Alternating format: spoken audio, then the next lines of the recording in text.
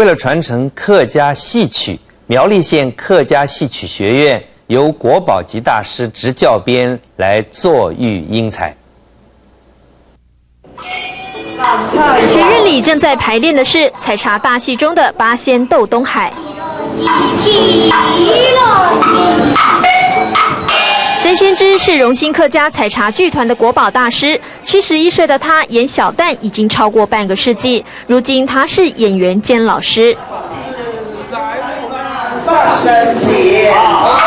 客家人的戏剧是由山歌发展而来，一般人都称为采茶戏。受到闽南歌仔戏影响，三角采茶戏慢慢演变为采茶大戏。大部分都係你九腔18調為主創，係啦，還仲係思念強調嘅多少變化樣嚟啦。啊，多厲害就變化多了，遇到嘅我哋嘅啊個小曲嗬，嚟變化過來呢，喺舞台當中，所以嗱都合時都係隻隻係。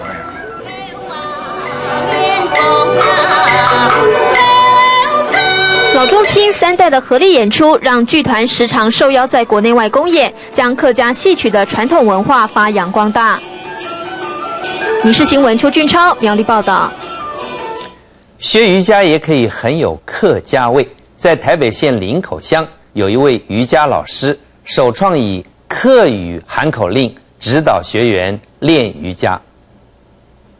再一次，好，1、2、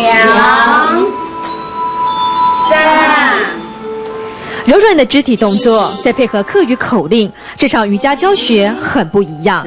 除了可以学到瑜伽之外呢，还可以学到一些其他的语言，比如说客语啦方面的，我觉得是很不错。我们大家都觉得很有兴趣，那也很好玩。以客家教瑜伽是杨玉丽首创的教学方式。为咗运动以外，途基来娱乐的时间哈。从歌到去从行业过来做的了。来自新竹客家庄的杨玉丽，勤练瑜伽已经有20年的岁月了。健身加教学是她钟情瑜伽的原因。其实除了瑜伽老师的身份外，目前的她还是今年刚出炉的客家母语老师。我哋啉起来好老庄哦，係講做得嚟白人本大家談標準嘅行業嘅時間，我想佢對我哋行業嚟嘅母語嚟推展有幫助。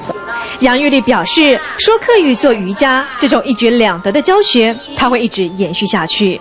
民视新闻何乃强、陈小青台北报道。打从一出生，命名对客家人来说很重要。客家人喜欢取什么样的名字？而男生跟女生在取名的时候又有什么不同？命理师范义明有他一套说法。变思念哈。许多客家人都会像这位邱先生一样，遇到人生十字路口时，都会询问命理师。其实这个老祖宗千年传下来的算命学，对客家人来说，打从一出生，命名就很重要。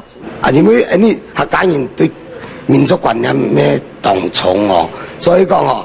拢個老國家啲會家咁啊，近接到將要睇阿媽骨東呢度嗬，一度都會要。啊，所以我係說，看人係說看人呢，乜個妹啦，乜個臉呢度嗬，兩個看要。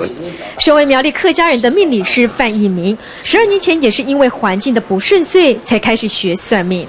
我家本來都一直拼命，所以經過動盪艱苦嘅生活嗬，阿爸阿妹要懂識，我哋知嗬。